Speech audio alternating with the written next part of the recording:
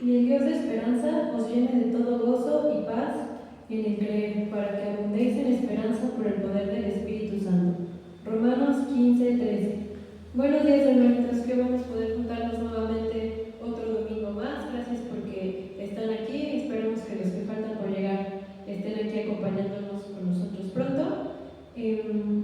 Ahorita nos vamos a comenzar con el culto y les voy a leer un versículo muy bonito porque el día de hoy, aparte de juntarnos a escuchar la palabra de Dios, también vamos a hacer una celebración por nuestra patria, que es algo muy interesante. Este versículo dice así: dichosa la nación cuyo Dios es el Señor, el pueblo que Él escogió como su propiedad.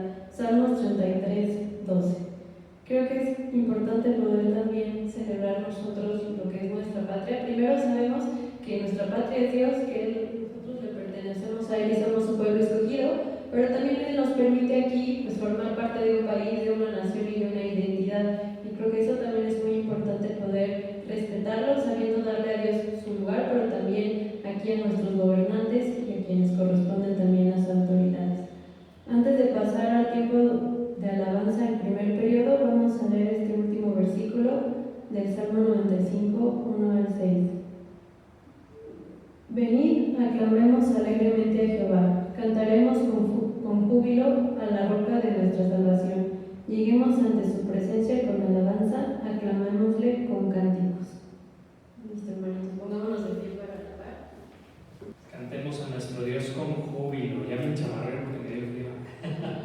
Vamos a cantar a nuestro Dios, mis hermanos preciosos. Hay que alzar nuestra voz para Él, así como lo hacemos cada mañana. Tenemos que venir a Dios cada mañana, venir a su presencia. En esta ocasión vamos a cantar este canto cada mañana.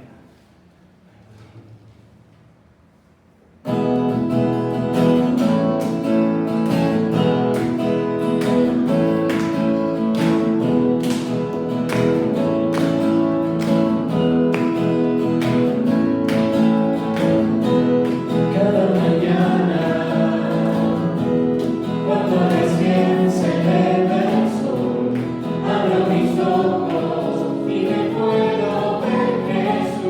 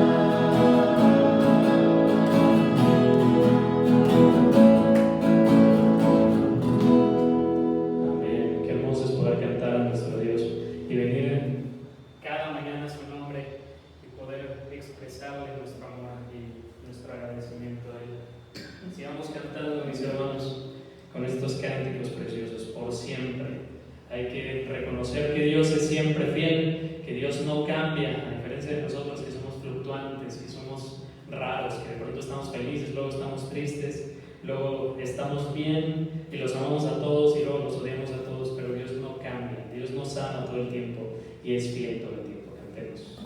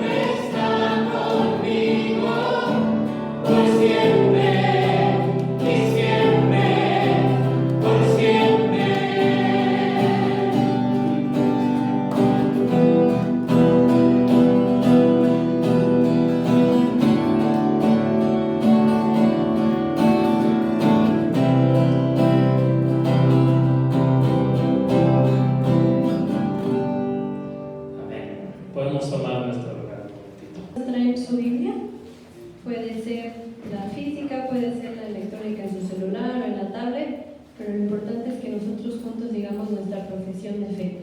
Y la profesión de fe dice así: la palabra de Dios contenida en este libro es la verdad que acepto creer, es la enseñanza que me comprometo a seguir y es la esperanza que me atrevo a confesar. Nada me impide recibirla, nadie evitará que haga parte de mi vida y por ningún motivo dejaré de proclamarla. Estoy aquí para leerla, oírla y vivirla diariamente. Amén. Y vamos a darle la bienvenida a nuestro pastor, que es quien nos va a estar compartiendo de la palabra el día de hoy. Todos a la casa del Señor, gocémonos como nos hemos estado gozando, ¿verdad? Cada domingo a domingo, aprendiendo de esta hermosa carta que es la carta de Pablo a la iglesia de Galacia. Libres por gracia se llama la serie, 10ª entrega. Estamos terminando el capítulo 4 con esta parte, libres por gracia. Y bueno, el sermón se llama Hijos de la Gracia. Hijos de la Gracia. Podemos nosotros pensar, mis queridos hermanos, en la manera en como a veces interpretamos las cosas y cómo a veces tomamos ejemplos para dar a entender algunas cosas. Por ejemplo, tomamos ejemplos cotidianos o de cosas que existen para dar a entender otra cosa. Por ejemplo, alguien que está muy enamorado le dice a su enamorada: tú eres mi luz, tú eres mi sol. ¿Sí? El sol como fuente de energía, como fuente de luz, como algo que ilumina su vida, ¿no? Hay alguien más que dice: tus dientes son como perlas, ¿no? Imagínense ahí redonditas y disparejos, ¿no? Entonces, hay una canción, no sé si ustedes recuerden o conozcan, porque los más chavos seguramente no, a Chava Flores. ¿Se acuerdan de Chava Flores? Era un cronista urbano de la Ciudad de México. Nos pintaba a través de sus canciones, estoy utilizando ya una alegoría, ¿verdad? Pintar a través de las canciones un México que ya no existe, que ya se fue. Pero había una canción de Chava Flores que decía: si yo te bajara el sol, qué madota que te dabas, ¿no? Y tenía una intención, era decirle que era muy interesada la señora, entonces mejor no le iba a dar nada. Sí, entonces, pero imagínense bajando el sol. No es lógico, ¿verdad? No es lógico. Y luego la quemadota. Y luego decía la siguiente estrofa: si te bajara la luna, ¿cómo caramba la cargabas? Imagínense. Entonces, bueno, ¿qué es esto a lo que voy? Son las alegorías. Es un recurso que existe. Y la palabra viene del griego, compuesta por alos otro y ágora, discurso. Un principio de alegoría consiste en explicar o expresar una idea a través de términos que son ajenos pero que sirven para ilustrar. A veces hay dificultades para ilustrar algo que sea abstracto. Por ejemplo, ¿cómo podríamos explicar con algo concreto qué es el amor? No sé. O su contraparte, ¿qué es el odio? El odio es como un ácido que corroe mis entrañas. Si se dan cuenta que utiliza partes para tratar de explicar cosas complejas, y eso es una fórmula tratando de lo complejo hacerlo sencillo, utilizando símbolos que puedan ser familiares o conocidos. Para entender esta verdad cotidiana pueden comprender una verdad, ¿no? A veces es un relato, una palabra o es una imagen y es utilizada para explicar la idea. Y eso es una alegoría. Eso es lo que es una alegoría. Y a veces hay cosas más sencillas, como la que les decía yo de tus dientes son como perlas, o tú eres mi sol, o cuando tú parpadeas tengo que hasta agarrar los papeles porque con tus pestañas me vuelas los papeles que están en mi escritorio. O sea, son razones, son metáforas, y la suma de las metáforas nos pueden hacer una alegoría más grande. para ser más comprensible. Esto se utiliza mucho en la poesía. Y explicar algo alegóricamente es un recurso didáctico de gran utilidad para que sea eficaz. Una cosa que es eficaz, y eso pensemos por ejemplo en un medicamento, una cosa que es eficaz tiene la cualidad de alcanzar una meta que sea propuesta por alguien. Alguien puede ser más o menos eficaz en su trabajo si alcanza las metas, o el medicamento si alcanza la meta de sanar o de por lo menos quitar los síntomas, puede ser eficaz. Entonces las alegorías tienen eso, la manera de explicar, de hacer sencillo. Por ejemplo, y dicen, oigan, luego trae usted su logotipo de Apple ahí, que es una manzana mordida. ¿Y qué quería decir con eso? Pues es la figura de la manzana que mordió Eva. Es decir, una cosa del pecado. La serpiente que tentó a Eva, pues era también, a lo mejor no era ni siquiera literalmente una serpiente, se van arrastrando, era una figura, ¿no? O la torre de Babel era una figura para tratar de entender algo. Este recurso se utiliza mucho en la publicidad. ¿Alguien le trae a la mente algún comercial que dicen, pues utilizan eso y a lo mejor ni tiene que ver con el producto, pero lo utilizan? Por ejemplo, ¿saben que sancionaron a la empresa refresquera de los Jarritos? Porque ¿cuál era su frase que decían? Su frase que los identifica: Jarritos, qué buenos son. Pues decían, ¿buenos para qué? Y los sancionaron, La Profeco dijo, a ver, ¿como para qué son buenos? Y como no les dijo para qué, pues ahí están sancionados, ¿no? Pero si se dan cuenta, por ejemplo, van a hacer un comercial de una sopa, y la sopa a veces ni se ve más que poquito, ¿verdad? Pero nos presentan una familia, todos sentados a la mesa, todos comiendo muy contentos. ¿Y qué nos representan? ¿Cómo utilizan para que nosotros compremos la sopa? De manera inconsciente nos dicen, si ustedes comen sopa van a estar felices y contentos y todos unidos. ¿Sí se dan cuenta? Lo utiliza la publicidad. La alegoría es diferente, muy distinta, y se ha utilizado en la Biblia. Hay muchas alegorías, hay muchísimas alegorías. Hay una muy famosa que dice la palabra, ¿cómo dicen que es la palabra de Dios? Como espada de dos filos, dicen, ¿verdad? Como es una espada de dos filos, corta por todos lados y penetra durísimo. Y así nos dice, ¿verdad? La palabra de Dios es como espada de dos filos, que llega hasta lo más profundo. Les voy a leer un poema de Pedro Calderón de la Barca, que lo empleó con maestría y se llama Alegoría de la Alegoría, se llama así. La alegoría no es más que un espejo que traslada lo que es con lo que no es, y está toda su elegancia en que salga parecida tanto la copia en la tabla, en el que está mirando a una, piense que esté viendo a entre ambas. Es español antiguo, pero sí nos dice, si yo pinto un cuadro, quiero que veas lo que pinté. A lo mejor no el cuadro, no el pincelazo, sino el paisaje o la persona que yo retraté. Entonces, ¿a qué va todo esto? Nuestro Señor las utilizaba. Cada rato sus parábolas utilizaban alegorías, ¿verdad? Yo soy la vid, decía, yo soy el agua, yo soy el pan de vida. Son cosas que utilizaba él como un discurso para poder hacer entendible las cosas. Cuando él dice, es más fácil que un camello pase por el ojo de una aguja a que un rico entre a los cielos, y nos imaginamos, ¿verdad?, el camello ahí queriéndose meter.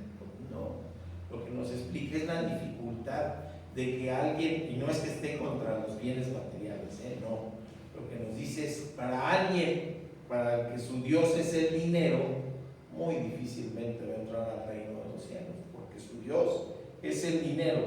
Así que son figuras, y y todo esto, ¿no? Y todo esto, fíjense, viene a colación porque todo este pasaje es una alegoría, con varias metáforas, pero Pablo utiliza este recurso para dar a entender algo diferente.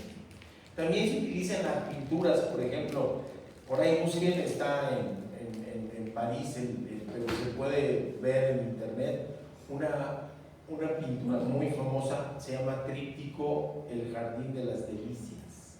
Así es, tríptico porque la pintura está dividida en 3 partes. Lo pintó Bosco por ahí en el año 1500 y representan 3 cosas. Fíjense, una parte, el Jardín del Edén, la parte central, la parte más grande, el falso paraíso de la humanidad, y por último el infierno. Así que es un cuadro que hay que ver los detalles, tiene muchísimos detalles, muchísimas metáforas que nos hacen una alegoría grandota. Y ahora esto lo utiliza Pablo. Todo es una alegoría, porque hay que entenderlo así para poder entender qué es lo que nos quiere decir Pablo y entresacar de ahí, de ese texto, de ese escrito, lo que Pablo nos quiere decir. ¿Ok? Y hemos visto en estos 9 semanas previas un viaje, ¿no? Pablo se presenta, Pablo se defiende, Pablo dice: mi ministerio viene de Dios, mi doctrina viene directa de Cristo resucitado, yo he tenido enseñanzas por Él, tengo un nivel como para regañar a Pedro delante de todos, y les dice insensatos, y después en la parte final del pasaje que nos predicó Dani, les dice hijitos, si se dan cuenta, y les dice: vengan para llamar papito a nuestro Dios. Así que es un recorrido hermoso que hemos tenido, y ahora utiliza esta alegoría que es Gálatas 4 del 21 al 31. Vamos si lo buscan en sus Biblias, yo lo voy a leer en una versión que se llama Dios habla hoy, pero ustedes pueden leerla en Reina Valera o la versión que tengan. Antes de eso voy a orar, ¿de acuerdo? Señor mi Dios, gracias Señor, gracias, te pido Señor que nos hables hoy, que a través de este recurso didáctico, esta gran alegoría que nos hizo Pablo, nos hagas entender qué le quiso decir a los oyentes originales, y también porque está plasmada en tu palabra, qué nos quieres decir a nosotros en la actualidad. Traigamos esa enseñanza a nuestra realidad cotidiana, y te pedimos, Padre, que nos compartas de tu sabiduría, de tu misericordia y de tu gracia. En el nombre de Cristo Jesús oramos, amén y amén. Así que, ¿qué nos dice esto? Les digo en versión Dios habla hoy. Dígame una cosa, ustedes, los que quieren someterse a la ley, ¿acaso no han escuchado lo que la ley dice? Pues dice que Abraham tuvo 2 hijos, uno de una esclava y el otro de su propia esposa, que era libre. El hijo de la esclava nació de modo puramente humano, pero el hijo de la libre nació para que se cumpliera lo que Dios había prometido. Esto tiene un sentido simbólico. Las 2 mujeres representan 2 alianzas, una la del monte Sinaí, y está representada por Agar, que fue la madre del que habría de ser esclavo. Pues Agar representa el monte Sinaí en Arabia, que corresponde a la actual Jerusalén, ya que esta ciudad está sometida a esclavitud junto con sus hijos, pero la Jerusalén celestial es libre y nosotros somos hijos suyos. Porque la Escritura dice: alégrate, mujer estéril, tú que no tienes hijos, grita de alegría, tú que no conoces los dolores de parto, porque la mujer que fue abandonada tendrá más hijos que la mujer que tiene esposo. Hermanos, ustedes son como Isaac, son los hijos que Dios había prometido, pero así como en aquel tiempo el hijo que nació de modo puramente humano perseguía al hijo que nació por obra del Espíritu, así sucede también ahora. ¿Pero qué dice la Escritura? Pues dice: echa fuera a la esclava y a su hijo, porque el hijo de la esclava no puede compartir la herencia con el hijo de la libre. De manera, hermanos, que no somos hijos de la esclava, sino de la libre. Y luego lo lee uno y dice: ¡guau! ¿qué me quiso decir o qué me quiere decir? Bueno, hemos acompañado a Pablo en este recorrido. Cristo resucitado le ha convertido en otra persona. Y les ha dicho en los capítulos anteriores, el legalismo, vivir bajo la ley, no da libertad. No da libertad. Y lo que da, no sé si alguien en alguna ocasión ha experimentado eso, que haya llegado a algún lugar, alguna comunidad, alguna iglesia o alguna asociación religiosa y le hayan puesto una losa en la espalda. Tienes que hacer esto, tienes que hacer esto, tienes que hacer esto, tienes que hacer esto, tienes que hacer esto, o no tienes que hacer esto, no tienes que hacer esto, no tienes que hacer esto, no tienes que hacer esto, y uno dice, si esto es la vida cristiana, salgo corriendo, porque es una losa que sé que no voy a poder cumplir. Eso es ser esclavo del legalismo. En la semana de ayer, que venía yo viajando a la Ciudad de México hacia acá, leía yo una cosa en Facebook que aparentemente está vestida de piedad, y era una chica que decía que cuando se maquillaba y se ponía las joyas para ir a la iglesia sentía pesar en su corazón, y después de 2 o 3 semanas de que cuando se maquillaba y se ponía joyas sentía pesar, ¿sí? Oró y Dios le contestó que era producto de la vanidad y que entonces estaba prohibido pintarse y colgarse de joyas. Dice uno, ¿qué parte de la palabra dice eso? ¿Qué parte de la palabra dice que hay una revelación específica de que Dios me va a revelar algo específicamente a mí en mi momento? A mí no. Si tenemos ya la revelación completa en su palabra. Y entonces me quedé pensando, esto que se ve con cara de piedad es una losa de legalismo. Es una losa de legalismo. Claro, hay cosas que tenemos que centrar, ¿verdad? Hay cosas que hay que ser disciplinado. Sin embargo, no podemos nosotros vivir bajo la losa. Admiramos mucho al Pípila, ¿verdad? Pípila es una piedra y que aguantaba todo. Sí, pero oigan, Pípila después de cierto rato yo creo que botaba la piedra. Así es la vida aparentemente cristiana cuando se nos carga una losa de las cosas que tenemos que hacer o que no tenemos que hacer, producto del legalismo, y nos olvidamos de la gracia. Y entonces preguntamos, entonces, ¿por qué murió Jesús en la cruz del Calvario? Así que la ley es incapaz de producir hijos adultos. Y necesitamos ayo guardián, nos dice la palabra, ¿no? La fe nos libra de la esclavitud, mientras que la ley esclaviza. Así que la fe nos da todo y es superior a la ley en todo sentido. Entonces, ¿por qué querían aquellos gálatas volver a la esclavitud? ¿Por qué ahora que llegaban aquellos maestros judaizantes y les decían que tienes que convertir a judío antes de ser cristiano? ¿Por qué había alguien que los quería seguir? ¿Por qué había gente que no vivía de la gracia?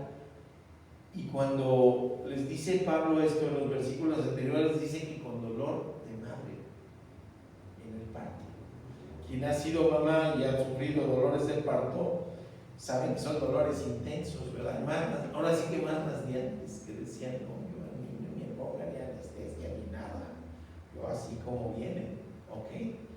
Y después de eso, pero era un dolor, fíjense ese dolor tan intenso y tan fuerte, pero era un dolor hermoso, porque sabían que el resultado posterior iba a ser de mucho gozo, de tener a su bebé en los brazos, ¿verdad? De tener a su bebé en los brazos. Yo por eso no había sido ginecólogo, me rasguñaba, me comía, no. Entonces yo salí corriendo de ahí.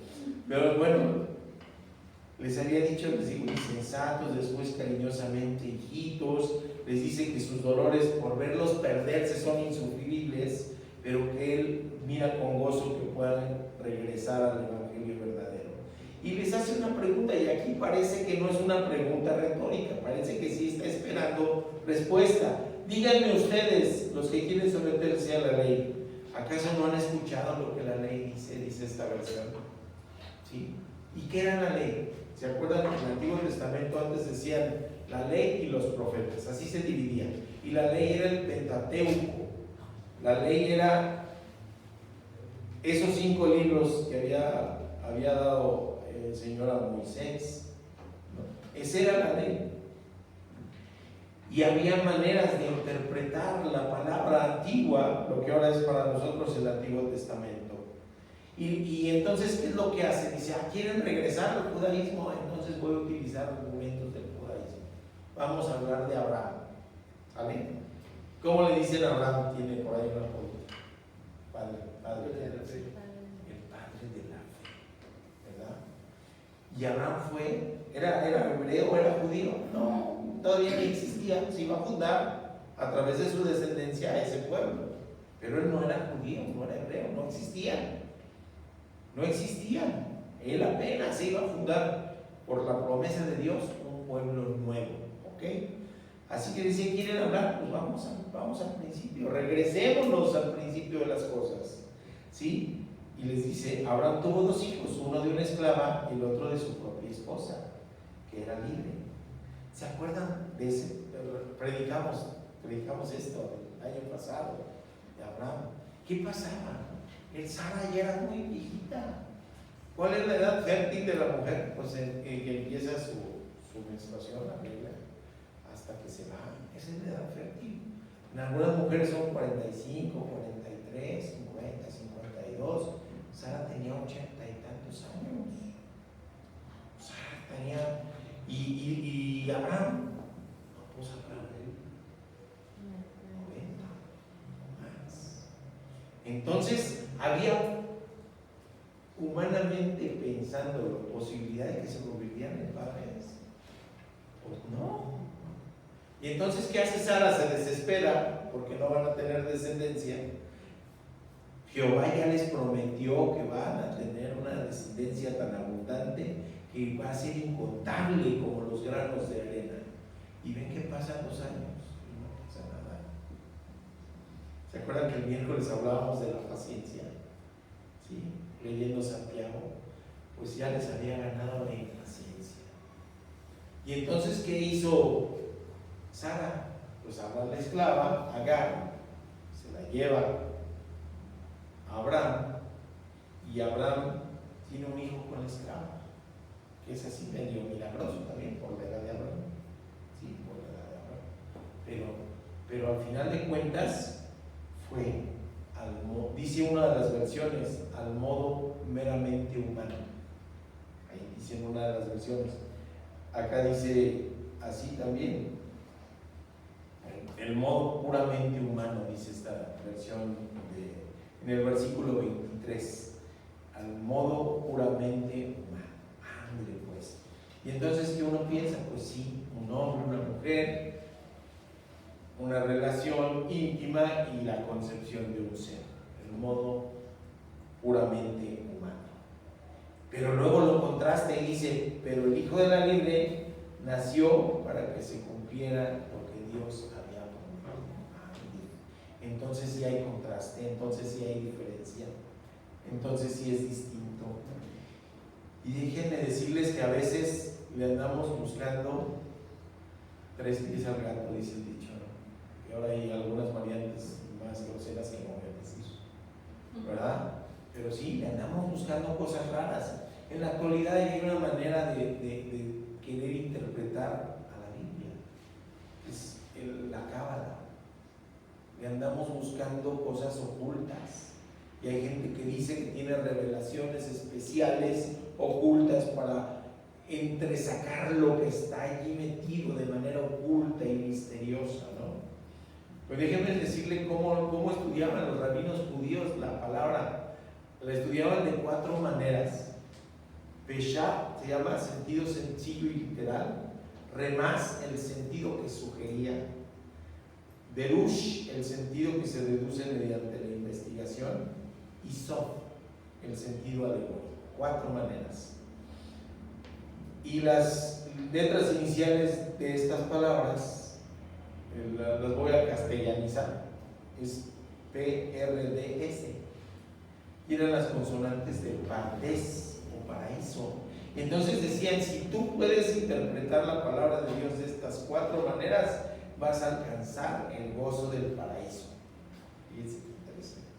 Y Pablo pues era un rabino instruido, había sido Gamaliel su maestro, era fariseo de fariseos y conocía pero a la perfección la palabra antigua. Y entonces dice, sí, pues sí, vamos a hablar de Abraham, vamos a hablar de Sara, vamos a hablar de Agar, vamos a hablar de Israel, vamos a hablar de Isaac, pero voy a tomar este ejemplo para decirles que la gracia de Cristo es superior a la ley. Eso es lo que les voy a decir. Y que Cristo es superior a la vanidad humana. Y entonces vamos a traerlo a nuestra actualidad. El modo de hacer puramente humano. ¿Cómo es ese modo de hacer las cosas puramente humanas? ¿Qué le ganó a Sara? La impaciencia. ¿Sí o no? Ya estoy vieja, ya está viejo, no se va a cumplir la promesa. La impaciencia. Y entonces dice, le voy a echar la mano a Dios. Fíjense, qué absurdo. Pero es lo que está haciendo. Si le voy a ayudar porque pues, no se ve para cuándo. ¿Sí? Así somos los seres humanos. Nos impacientamos. Un modo de hacer las cosas de manera puramente humana es a través de la impaciencia. Queremos que las cosas se hagan bien y ahorita. ¿Y cuándo es ahorita? Pues ahorita es ahorita. O hay una ahorita que es una ahorita tantito más después, ¿no? Pero ahorita. Y queremos que se hagan a mi modo y ahorita. Así somos los seres humanos. Al modo de la impaciencia. ¿Qué otro modo es meramente humano? La incredulidad. No le creo. O sea, no puedo decir, oiga, yo creo en Dios, pero ¿le creo a Dios? Porque verbalizar, decir, sí creo, es dejarlo así de manera muy superficial. Si yo creo en Dios, pero le creo a Dios, entonces sé que Él tiene el control de las cosas y que Él va a hacer las cosas conforme a su sabiduría, que es superior al pensamiento humano. Y si le creo, voy a depositar en Él mi fe. Y si le creo, voy a tener paciencia. Y si le creo, voy a decir como esclava, ¿por qué te abates, alma mía? En medio de la turbulencia, ¿por qué te abates, alma mía? Me abato porque soy impaciente, me abato porque soy incrédulo. ¿Qué otra cosa tiene la manera humana de hacer las cosas? La duda. ¿Alguien tiene certeza de que lo que va a hacer le va a salir al 100%? Nunca. Nadie. Yo creo que no hay nadie que pueda decir, te aseguro, bueno, sí hay, pero son insensatos. Te aseguro así al 100% que lo que yo voy a hacer va a salir así. Pero, y si hay quien diga, soy así, y así voy a hacer, voy derecho y no me quito, así dicen, ¿verdad? No voy a cambiar, haz lo que quieras, yo no voy a cambiar. El final se acerca ya, dice una canción, lo esperaré serenamente porque lo voy a hacer a mi manera. Y dicen, ay, qué bonita canción. No, hombre, si es a tu manera, pues tienes más chance de fallar que otra cosa, porque no es a la manera de Dios, sino a la nuestra. Y a veces nos aferramos tanto que caemos y pecamos y fallamos y lo vuelvo a hacer de la misma manera la siguiente vez. Lo vuelvo a hacer de esa misma manera, como que no aprendo, y entonces dudo, soy incrédulo, soy impaciente. ¿Qué otra cosa nos motiva para hacer las cosas del modo puramente humano? El temor. El temor. Sara tenía temor de que la promesa no se cumpliera. Por eso dijo, le voy a echar la mano. Pues, ven, Agar, la esclava. ¿Y qué decía la ley? El hijo de la esclava, esclavo es.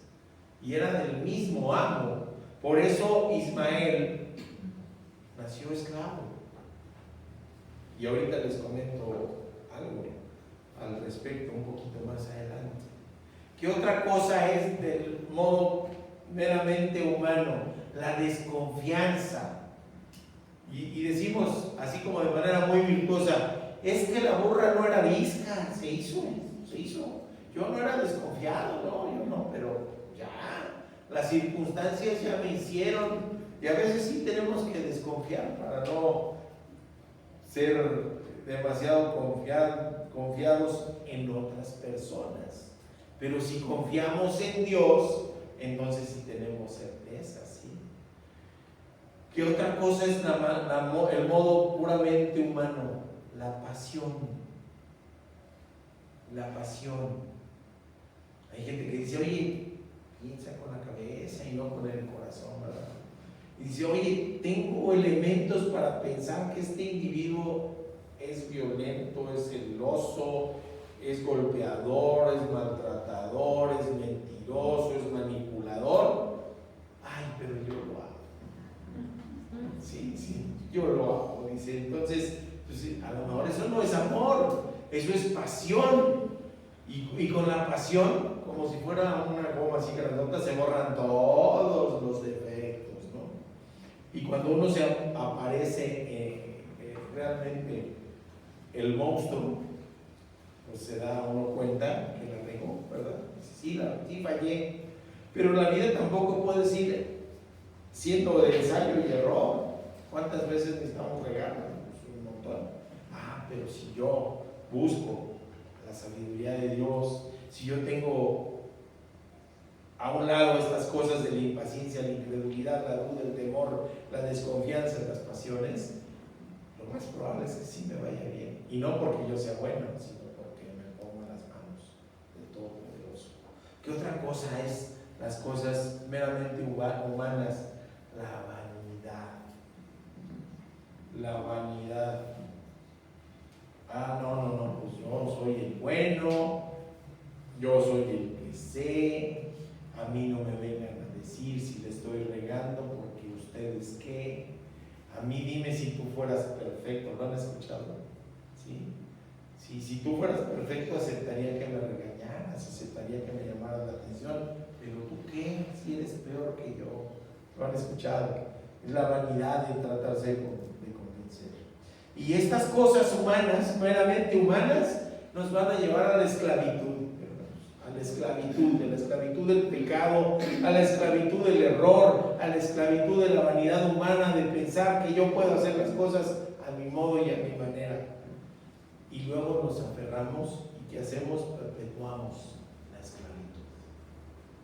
O sea, no solamente me consigo esclavo, sino allí quiero seguir. Ahora, ¿cómo nació Isaac? Del otro lado, tenía 100 años cuando nació Isaac. 100 años tenía Abraham. 100. Y Sara que se había reído, era Saraí, y se convirtió en Sara, tenía 90 años. Y podemos decir, humanamente es posible esto. No, pues no es posible. Sinceramente no es posible. Incluso la palabra de Dios en algunas versiones nos dice, porque aquello que era costumbre de las mujeres hacía tiempo que se le había ido a Sara. ¿Ok? Entonces, ¿cómo nace Isaac? Un milagro.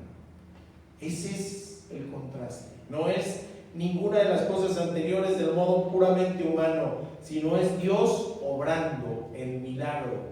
¿Por qué a lo mejor no lo hizo? Dicen, a lo mejor no lo hubiera tenido tan grande. Sí, lo hubiera tenido antes para que lo disfrutara, dice la gente, ¿no?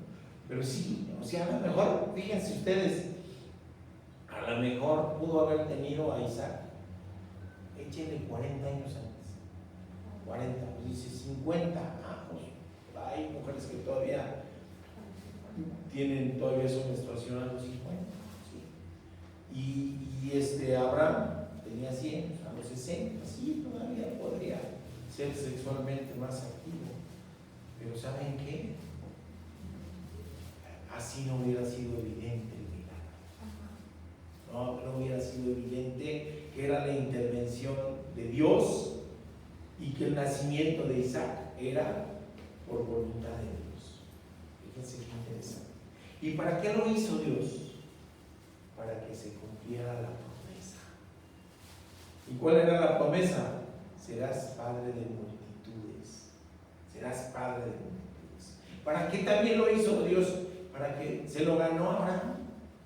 No. O sea, había hecho cosas interesantes en su vida, le había salido de su pueblo, había ido a vivir en una tierra que no era la suya, había obedecido a Jesús, pero nadie, perdón, a Dios es el mismo, pero Jesús preencarnado. Pero de verdad podemos decir que Abraham se había ganado todo, ¿no? Era la gracia de Dios, y era la misericordia de Dios, y era la piedad de Dios en su vida. Y todo esto, ¿por qué? También, ¿cómo lo llamaba Jehová? Lo llamaba amigo, era amigo de Dios, y al amigo se le ama. Así que podemos contrastar, lo leo otra vez rápido. ¿Cómo es el modo meramente humano? Por la impaciencia, la incredulidad, la duda, el temor, la desconfianza, las pasiones, la vanidad, para esclavitud y para perpetuar la esclavitud. ¿Y cómo es el modo divino? El milagro, la promesa, la gracia, la misericordia, la piedad y el amor de Dios. Y cuando los vemos así, sí podemos decir absolutamente diferente. Pues eso es lo que quiere Dios para nosotros. ¿Qué quieren, hermanos, hermanas? ¿Queremos vivir al modo meramente humano? Vamos a perpetuar la esclavitud. ¿O queremos ser libres en Jesús, libres en Cristo? Y entonces sí, esperar el milagro con paciencia, saber que es un Dios fiel que cumple su promesa, saber que somos salvos por gracia, saber que somos receptores de su misericordia, de su piedad y de su amor. Yo creo que no hay ni duda, ¿no? ¿Para dónde me hago? ¿Para dónde voy? Y luego, ¿qué pasa con todo esto? Entonces, su Santo Espíritu genera en nosotros, lo vamos a ver después, aquellas 9 partes que nos dice Gálatas 5, 22, ¿verdad? Los frutos del Espíritu. Pero aquí menciono algo en relación a este texto, ya que lo veremos más a detalle. Nos genera paciencia. ¿Era uno de los frutos del Espíritu que viene ahí? Sí. Entonces, contra la impaciencia, la paciencia. Contra la incredulidad y la duda, la fe. Contra la duda, la certeza de tener un Dios fiel que cumple sus promesas. Tener su amor. Y si tenemos su amor, podemos vencer el temor. Decía el pastor Gilberto en uno de los sermones de estos: ¿quién tenía miedo a la muerte antes de ser converso? Todos, yo creo.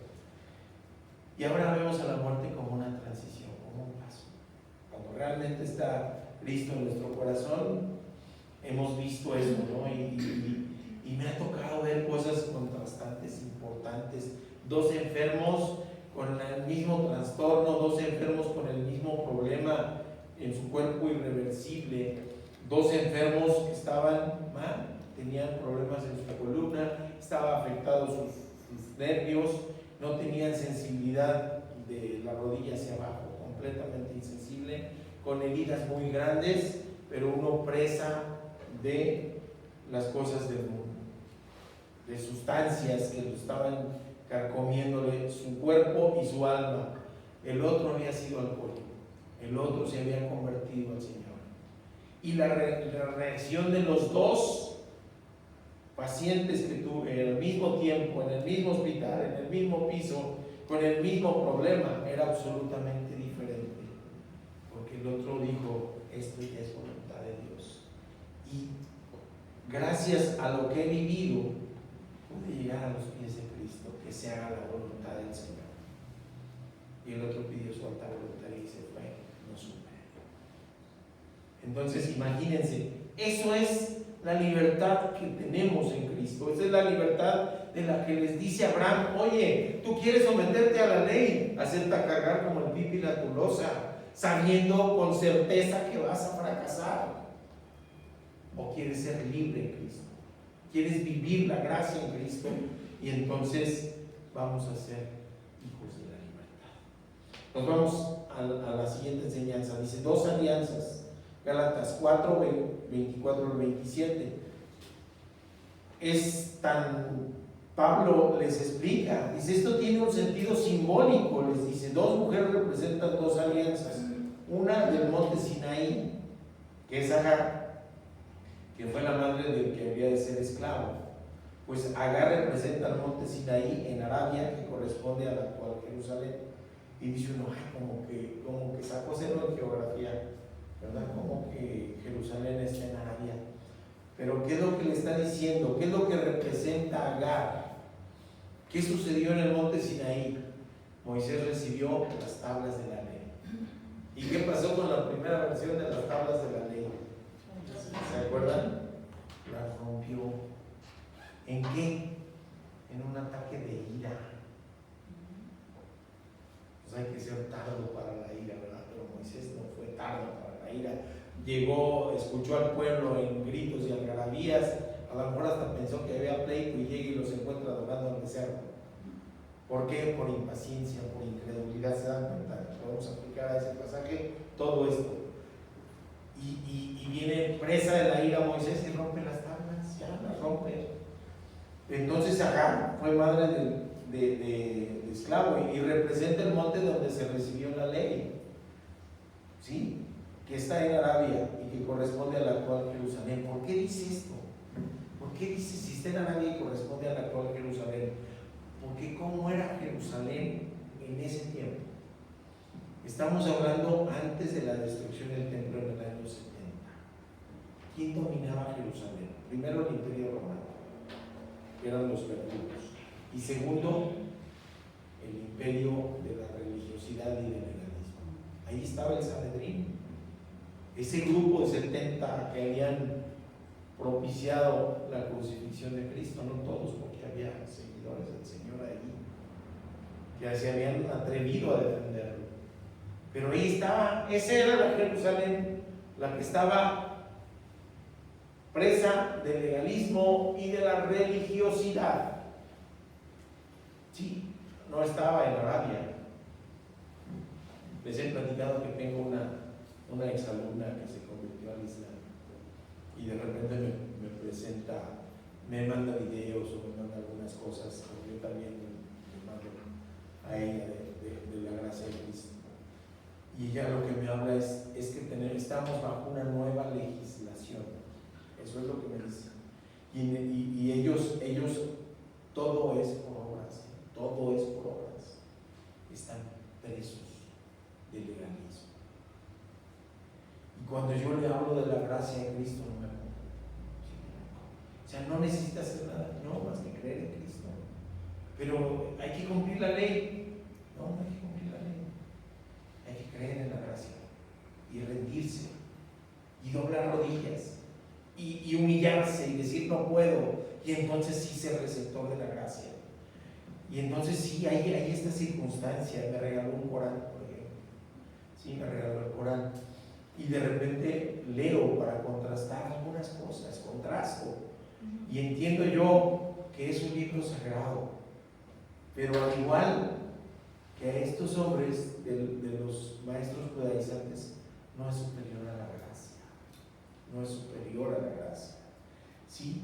Y luego dice, para la Jerusalén celestial es libre y nosotros somos hijos suyos. Qué hermoso, ¿verdad? Pablo explica ese sentido. Pablo explica dónde está el legalismo, dónde está todo esto.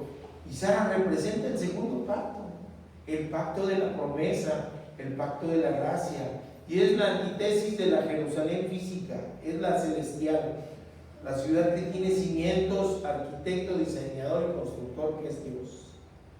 Y entonces en la actualidad, ¿qué vemos? Oramos por el Israel político, sionista. ¿Podemos decir que ellos son el pueblo de Dios? ¿O el pueblo de Dios son aquellos que han decidido aceptar a Cristo en su corazón? Ese es el pueblo de Dios. Y si ustedes recuerdan, en versículos anteriores que hemos estudiado, dicen simiente. Y Pablo especifica, no simientes, no en plural, porque no son dos pueblos de Dios.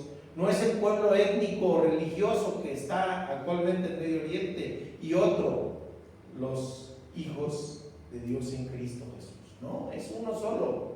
Nunca dice paz, nunca ha sido cuestión de raza, nunca ha sido cuestión de religión, siempre ha sido cuestión de la fe en Cristo Jesús. Siempre. Por eso es interesante esto, y eso es lo que representa Sara en esta gran alegoría.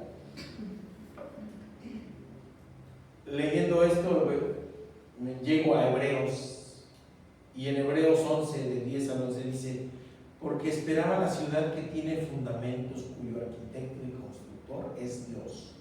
Por la fe, también la misma Sara, siendo estéril, recibió fuerza para concebir y dio a luz, aún fuera de tiempo de edad, porque creyó que era fiel quien lo había prometido. Fíjense qué hermoso. Así que el autor o la autora de Hebreos dice, toman las mismas ideas, toman la idea de la Jerusalén espiritual y la idea de Sara como receptora de la promesa. Y esta palabra también que retoma esos versos que dice: alégrate, mujer estéril, tú que no tienes hijos, grita de alegría, tú que no conoces los dolores del parto, porque la mujer que fue abandonada y tendrá más hijos que la mujer que tiene esposo. Lo toma Pablo de Isaías, y era una palabra de consuelo en un momento en que el pueblo estaba preso y cautivo en Babilonia, y recibe esta palabra de consuelo, una promesa de restauración futura, y Dios cumplirá la promesa de regocijo con restauración futura. Así también Sara, la estéril que no tenía hijos, le dio una promesa de regocijo porque daría a luz un hijo, por cuya descendencia de Isaac, que se originó el pueblo de Israel, Jesucristo se encarnó como judío, y por medio de él hay muchos hijos, tanto judíos como gentiles. Por eso nos dice Pablo en versículos previos: ya no hay judíos ni gentiles, ya no hay hombre ni mujer, todos somos hijos de la promesa. Ya vamos a hacer hermoso eso. Así que la Jerusalén celestial es la iglesia de Cristo. No tiene origen étnico y es libre, pues nació para libertad por gracia. Nosotros, mis queridos hermanos, somos hijos de la promesa. En esa promesa, el Señor que había hecho pensó en nosotros. Fíjense qué hermoso.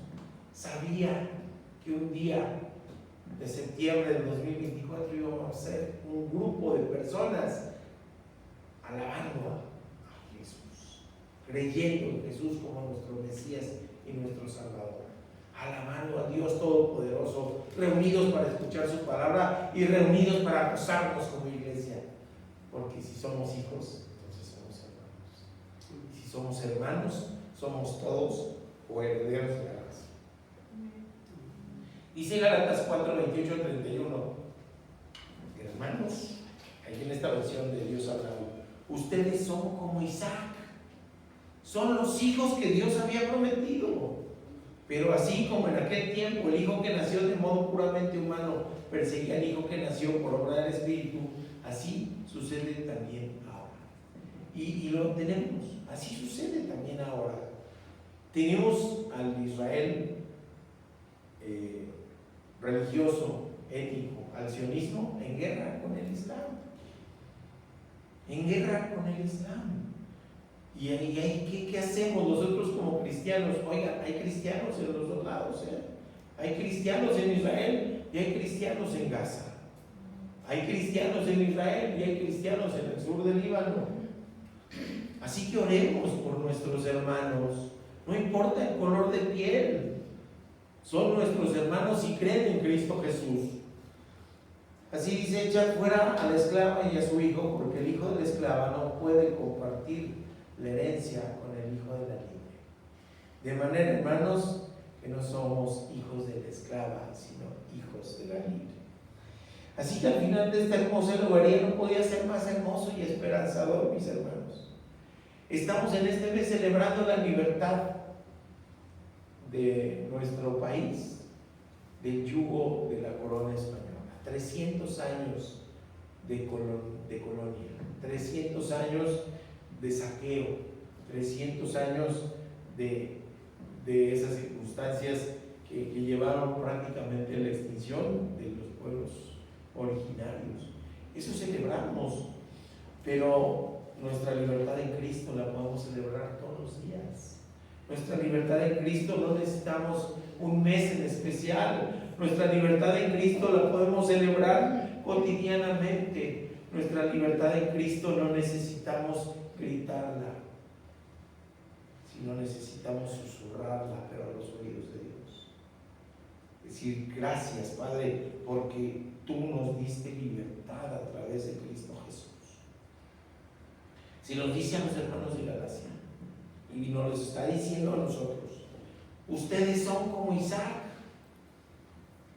Así que les pregunto, hermanos, ¿ustedes son como Isaac?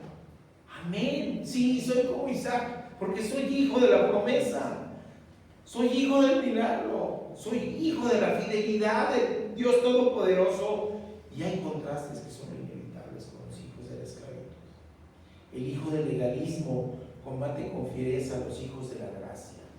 ¿Y saben qué es lo más grave, mis queridos hermanos? Que hay quien utiliza la palabra de Dios para imponer legalismo. Hay gente que ha huido de comunidades porque se sienten oprimidas, no se sienten libres, producto del legalismo. Y así que vivamos la gracia, así se llama la serie en Oreb, ¿verdad? Vivamos la gracia, sí, vivamos la gracia. Gocémonos en la gracia, gocémonos de ser hijos del milagro, de la promesa cumplida del Dios Todopoderoso, y digamos, no al legalismo, como sucedía entonces y como sucede ahora. No hay dos pueblos, no puede haber dos herederos, no hay dos simientes. Así que la alegoría es clara: en Cristo somos libres, libres por su gracia, mis queridos hermanos. Sí, libres por su gracia. Así que vamos a orar, mis queridos hermanos. Vamos a orar. Hay aquí alguien que quiera decir: Señor, tengo mi corazón oprimido. Necesito de tu libertad. Necesito de tu amor. Necesito de tu gracia. Si es así, levanten su mano, mis queridos hermanos. Levanten su mano. Dios te bendiga. Dios le bendiga. Oremos. Padre, Señor, gracias, gracias, gracias de verdad, Padre bendito. Gracias, Papito, por tu palabra hermosa, por la paz que traes a nuestra vida, por la esperanza que despiertas en nosotros, Padre, porque no depende de nosotros, sino de ti, de tu amor, de tu misericordia, de tu piedad. No hay amor más grande que el expresado en la cruz del Calvario. Y en esa sangre preciosa derramada por nosotros nos diste libertad, Padre. Gracias, gracias infinitas. Te decimos en el nombre de Cristo Jesús, oramos. Amén. Hoy podemos celebrar nuestra libertad en Cristo. Hoy podemos celebrar que somos hijos de la promesa, hijos de la gracia, hijos de la misericordia de Dios, y libres por la gracia de nuestro Señor Jesucristo. Así que digamos nuestro texto lema: hasta que todos lleguemos a la medida de la estatura de la plenitud de Cristo. Nos vamos a despedir.